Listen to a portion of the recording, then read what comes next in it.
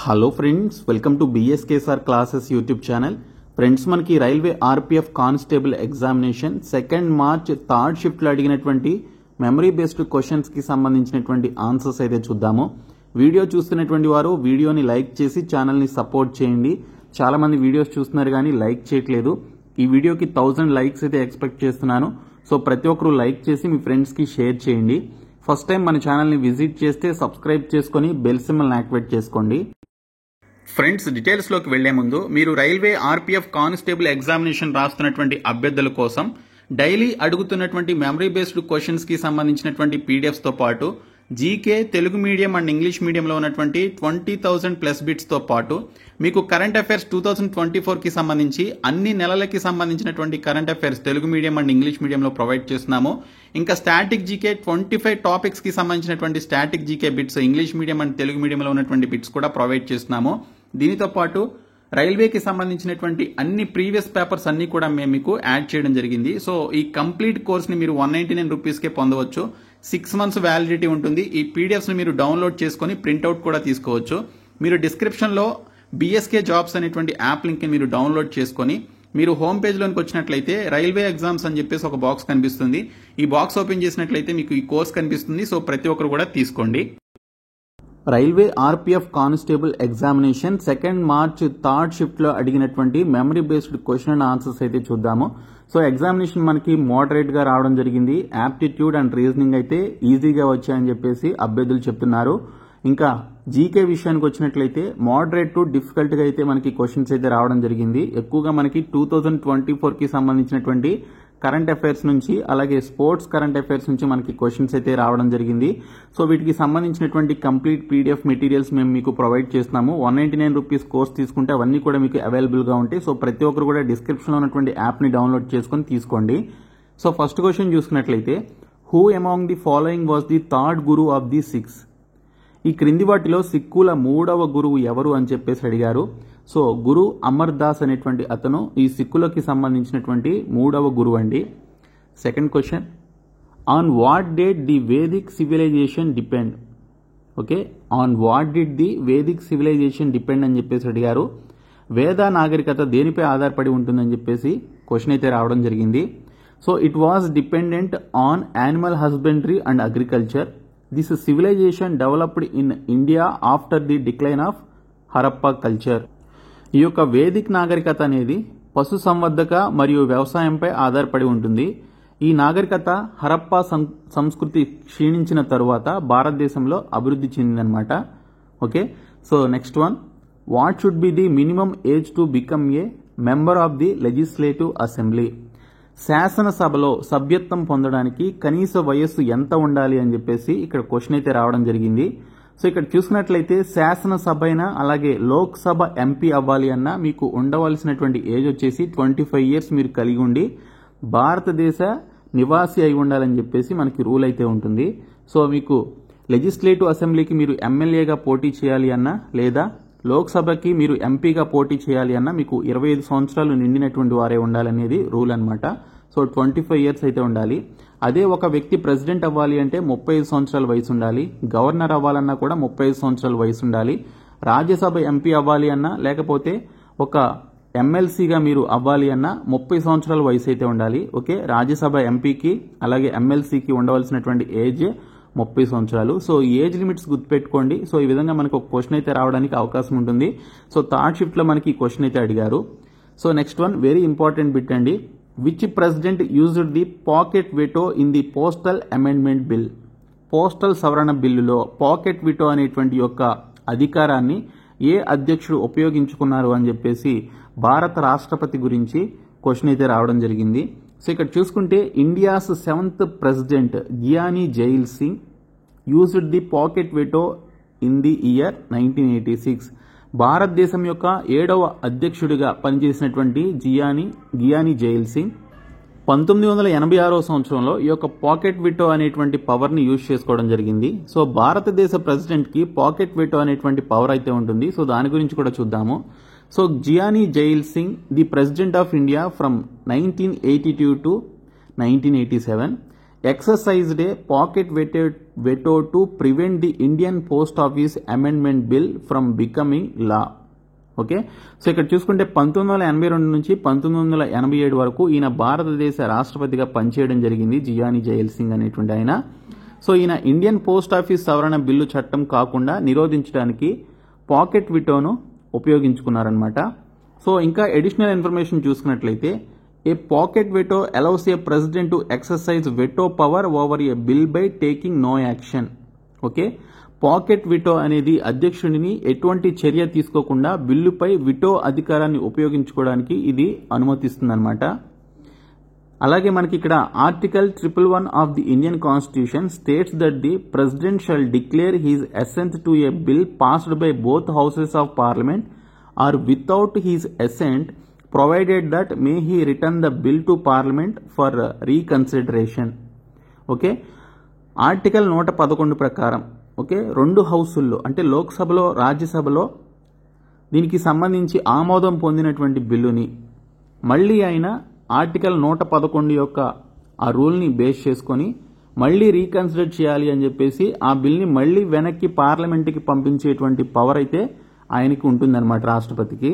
Okay, so ఇక్కడ మనకి అదే చెప్తున్నారు. భారత రాజ్యాంగంలోని ఆర్టికల్ 111 పార్లమెంటు రెండు గృహాల్లో అంటే రెండు హౌసెస్లో ఆమోదించిన లేదా అతని అంగీకారాన్ని నిలిపివేసినటువంటి బిల్లుకు అధ్యక్షుడు తన అంగీకారాన్ని ప్రకటించాలని పేర్కొంది.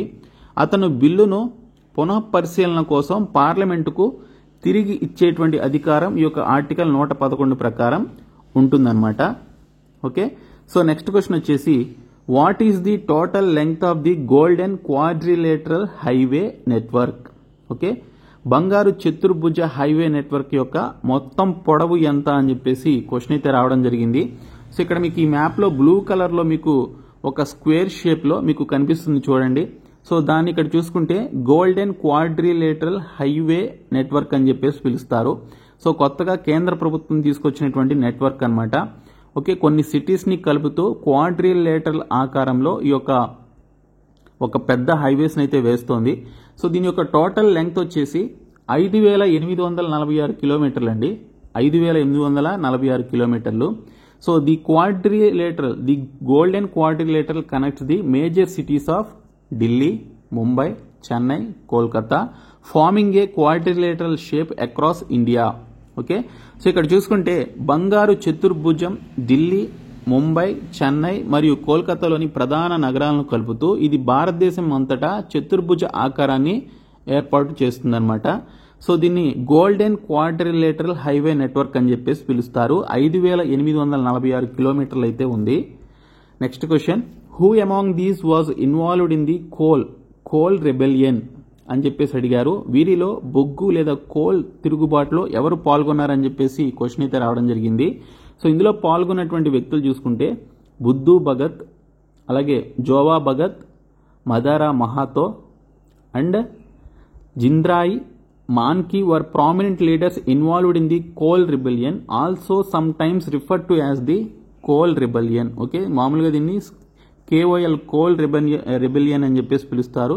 Some times COAL coal rebellion అని చెప్పేసి కూడా పిలవడం జరుగుతుంది. సో ఇక్కడ చూసుకుంటే బుద్ధు భగత్, జోవా భగత్, మదారా మహాతో మరియు జింద్రాయ్ మన్కి కోల్ తిరుగుబాటులో పాల్గొన్నటువంటి ప్రముఖ నాయకులు. దీన్ని కొన్నిసార్లు బొగ్గు తిరుగుబాటు అని చెప్పేసి కూడా పిలుస్తారు. Next question, the concept of social, economic and political justice has been taken from which revolution. సామాజిక, ఆర్థిక మరియు రాజకీయ న్యాయం అనేటువంటి భావన ఏ విప్లవం నుండి తీసుకోబడింది అని చెప్పేసి క్వశ్చన్ అయితే వచ్చింది. సో ఇది చూసుకుంటే ది రష్యన్ రివల్యూషన్ నుంచి తీసుకోవడం జరిగిందండి. It was begun in 1917 with the abolition of the monarchy. It was led by Vladimir Lenin.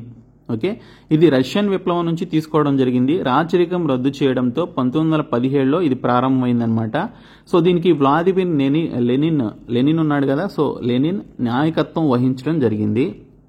Next question, in which mountain range marble is found. ఏ పర్వత శ్రేణిలో పాలరాయి కనుగొనబడింది అని చెప్పేసి అడిగారు. సో ఇక్కడ మనం పర్టికులర్గా చూసుకుంటే మనకి కరెక్ట్ ఆన్సర్ అయితే తెలియదు కానీ, సో మనకి ఈ యొక్క పాలరాయి అనేది చాలా మౌంటైన్ రేంజెస్లో అయితే అవైలబుల్గా ఉంటుంది. లైక్ ఆరావళి, కారాకోరం, అపెన్నైన్ అనేటువంటి పర్టికులర్ శ్రేణుల్లో మనకి ఈ మార్బుల్ అనేది మనకి అవైలబుల్గా ఉంటుందన్నమాట. సో అరావళి, కారాకోరం మరియు అపెన్నైన్ వంటి అనేక పర్వత శ్రేణుల్లో ఇది కనుగొనబడింది.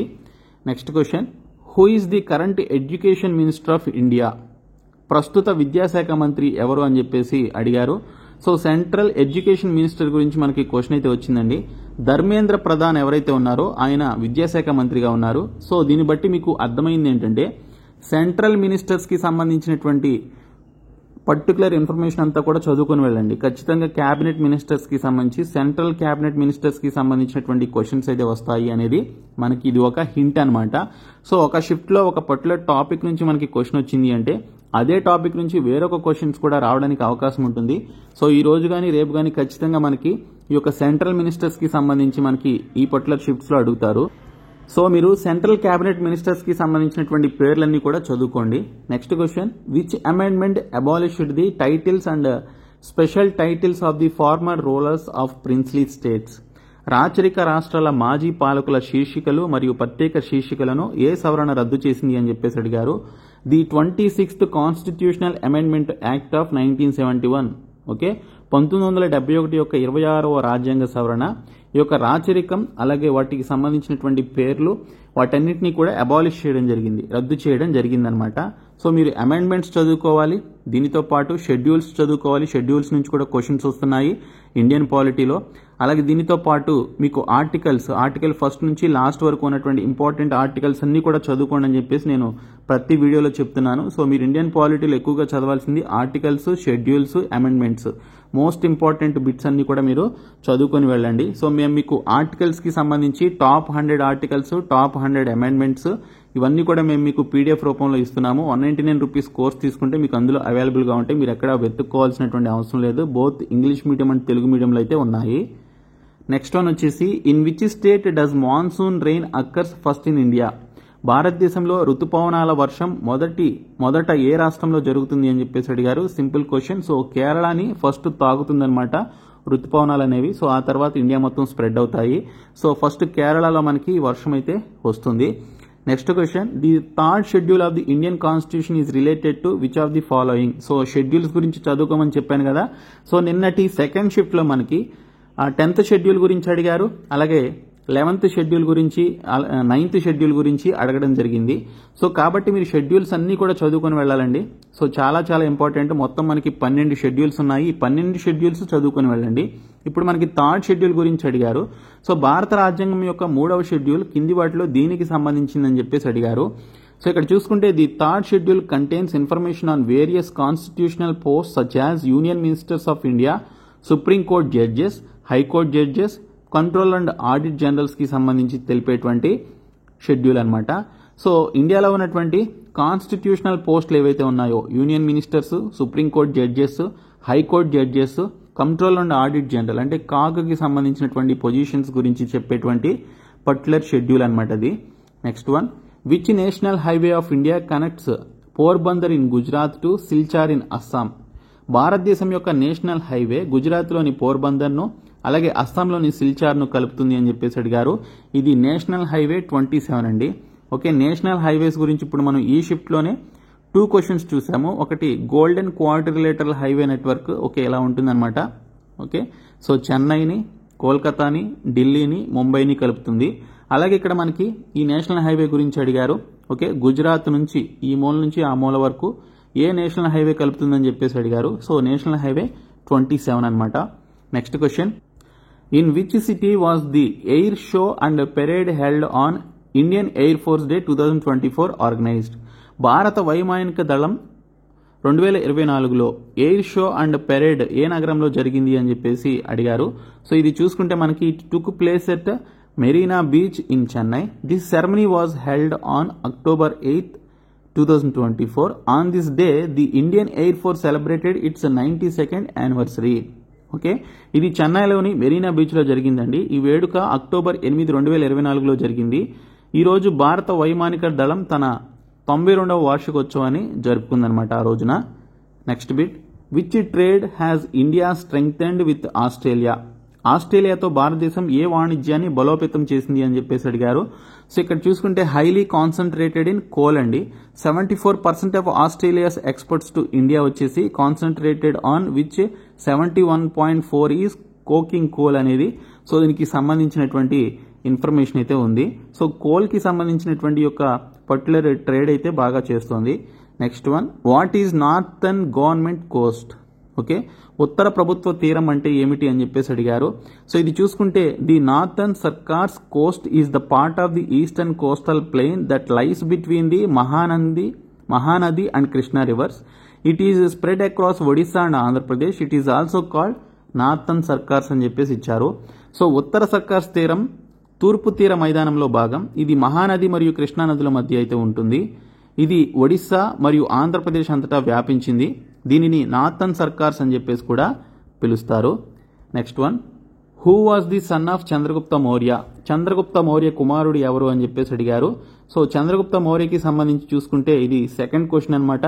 మనకి సెకండ్ షిఫ్ట్ లో కూడా చంద్రగుప్త మౌర్యకి సంబంధించినటువంటి మనకి క్వశ్చన్ అయితే రావడం జరిగింది. ఓకే, సో ఇక్కడ చూసుకుంటే Bindusara was also known by the name Amritghat. Okay, Chandragupta Maurya కొడుకు వచ్చేసి బిందుసారుడు. సో అతన్ని అమృతగట్ అని చెప్పేసి కూడా పిలుస్తారు. So next question, which of the following is not considered A part of state legislature? కింది వాటిలో ఏది రాష్ట్ర శాసనసభలో భాగంగా పరిగణించబడదు అని చెప్పేసి అడిగారు.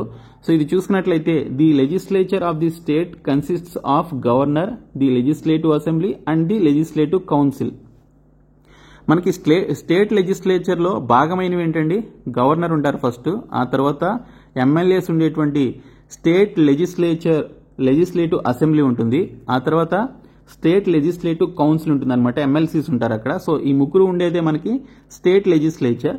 అయితే మనకి ఇక్కడ నాట్ కన్సిడర్డ్ అన్నారు. సో ఈ మూడు కాకుండా మనకి వేరొక ఆప్షన్ ఉన్నట్లయితే దాన్ని మనం నాట్ కన్సిడర్డ్ గా మనం పరిగణించాలన్నమాట. ఇచ్చినటువంటి ఆప్షన్స్ ని బట్టి మనం ఆన్సర్ అయితే చేయాలి.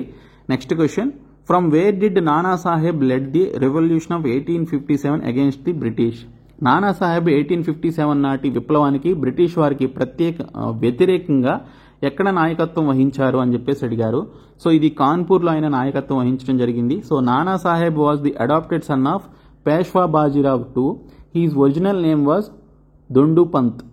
ఓకే, సో ఇది కాన్పూర్లో ఈ యొక్క నాయకత్వం వహించడం జరిగింది. సో నానా సాహెబ్ పేష్వా బాజీరావ్ II కు కుమారుడు. అతని అసలు పేరు దొండు పంత్ అనేది ఉందన్నమాట. Next question, according to the Hindu calendar in which month is the festival of Shivaratri celebrated every year? Hindu calendar ప్రకారం ప్రతి సంవత్సరం శివరాత్రి పండుగను ఏ నెలలో జరుపుకుంటారని చెప్పేసి అడిగారు. సో మనకి రీసెంట్ గానే మహాశివరాత్రి జరిగింది. అయితే అది హిందూ పండుగ ప్రకారం చెప్పాలన్నమాట. So it is celebrated on the chaturdashi of the Krishna paksha of the month of Phalgun. Okay, chaturdashi of the Krishna paksha of the month of Phalgun.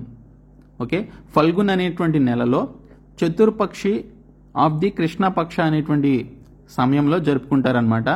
This day is known as Mahashivratri. Okay, ఇది ఫల్గున్ నెల కృష్ణపక్ష యొక్క చతుర్దశిలో జరుపుకుంటారు. ఈ రోజును మహాశివరాత్రి అని చెప్పేసి కూడా పిలవడం జరుగుతుంది. Next question, in which state of India is Gangasagar Mela organized? Gangasagar Mela ఏ రాష్ట్రంలో ఉంది అని చెప్పేసి అడిగారు, లేదా ఏ రాష్ట్రంలో జరుపుకుంటారని చెప్పేసి అడిగారు. సో ఇక్కడ ఆన్సర్ చూస్తే Gangasagar Mela is an annual religious festival held at the confluence of the Ganges and the Bay of Bengal on Sagar Island in West Bengal. Okay, Gangasagar Mela అనేది పశ్చిమ బెంగాల్లోని సాగర్ ద్వీపంలోని గంగా మరియు బే ఆఫ్ బెంగాల్ యొక్క సంగమం వద్ద జరిగేటువంటి వార్షిక మత ఉత్సవం అనేది దీనికి సంబంధించిన ఇన్ఫర్మేషన్ అండి. సో ఫెస్టివల్స్ గురించి ఖచ్చితంగా ప్రతి షిఫ్ట్ లో మనకి క్వశ్చన్స్ అయితే వస్తున్నాయండి. సో ఫెస్టివల్స్ ఆఫ్ ఇండియాకి సంబంధించినటువంటి పీడిఎఫ్ కూడా మేము 199 రూపీస్ కోర్సులు అయితే పెట్టాము. సో మీరు తీసుకుంటే మీరు ఎక్కడ వెతుక్కోవాల్సినటువంటి అవసరం లేకుండా English medium and Telugu medium అభ్యర్థులందరూ కూడా మంచిగా ప్రిపేర్ అవ్వచ్చు. సో నెక్స్ట్ క్వశ్చన్ వచ్చేసి, who led the Azad Hind Fauj? Azad Hind Fauj కు ఎవరు నాయకత్వం వహించారని చెప్పేసి అడిగారు. సో ఇది అందరికీ తెలిసిందే, నేతాజీ సుభాష్ చంద్రబోస్ గారు ఈ యొక్క ఆజాద్ హింద్ ఫౌజ్ అనేటువంటి దానికి సంబంధించి నాయకత్వం వహించడం జరిగింది. దీన్ని ఎప్పుడు ప్రారంభించారు అంటే అక్టోబర్ 21, 1943 దీన్ని ప్రారంభించడం జరిగింది. సో ఇవి మనకి 2nd మార్చ్ థర్డ్ షిఫ్ట్లో అడిగినటువంటి మెమరీ బేస్డ్ క్వశ్చన్స్ అండి. సో మేము మీకు ఈ పీడిఎఫ్ కూడా ఓకే షిఫ్ట్ వైజ్గా అడుగుతున్నటువంటి పీడిఎఫ్స్ కూడా మేము మీకు 199 రూపీస్ కోర్సులు అయితే పెడుతున్నాము. సో ప్రతి ఒక్కరు కూడా ఈ పీడిఎఫ్ మెటీరియల్ అయితే తీసుకోండి. డిస్క్రిప్షన్లో మీకు బీఎస్కే జాబ్స్ అని చెప్పేసి యాప్ లింక్ ఉంటుంది. మీరు యాప్ని డౌన్లోడ్ చేసుకున్న తర్వాత హోమ్ పేజ్లో రైల్వే ఎగ్జామ్స్ అని చెప్పేసి ఒక బాక్స్ కనిపిస్తుంది. ఆ బాక్స్ ఓపెన్ చేసినట్లయితే మీకు ఈ కోర్స్ అయితే ఉంటుంది. సో ప్రతి ఒక్కరు కూడా తీసుకోండి. Thank you so much guys.